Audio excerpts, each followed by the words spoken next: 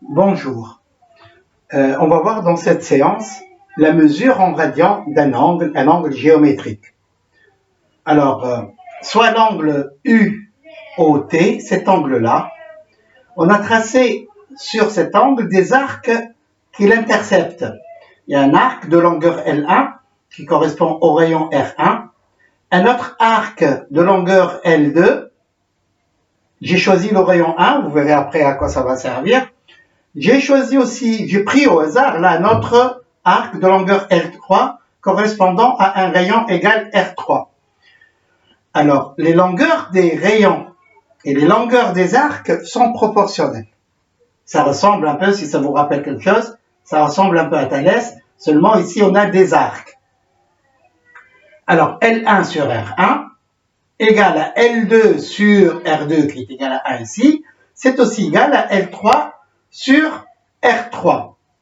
Ce rapport-là, le résultat de ce quotient-là ne change que si on changerait l'ouverture de l'angle. C'est pour ça qu'on prendra ce rapport-là comme mesure de l'angle. Ce sera la mesure en radians de l'angle UOT. C'est quoi donc la mesure de l'angle UOT? C'est le rapport L sur R. Ici, là, donc l'angle, la mesure de l'angle UOT en radians, là, c'est L1 sur R1, qui est aussi égal à L3 sur R3, et je laisse en dernier L2 sur 1. L2 sur 1, c'est égal à L2. Finalement, la mesure de l'angle UOT, c'est tout simplement égal à la longueur de l'arc de rayon 1 qui intercepte cet angle. C'est égal à L2.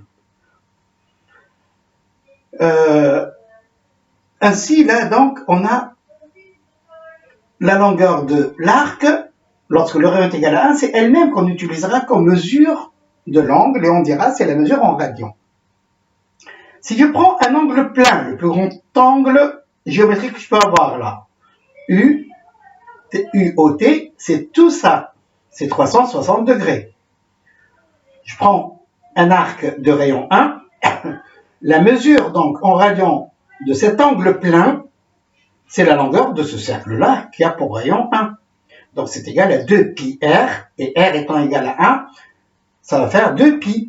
Donc la mesure de cet angle en radians, c'est 2π.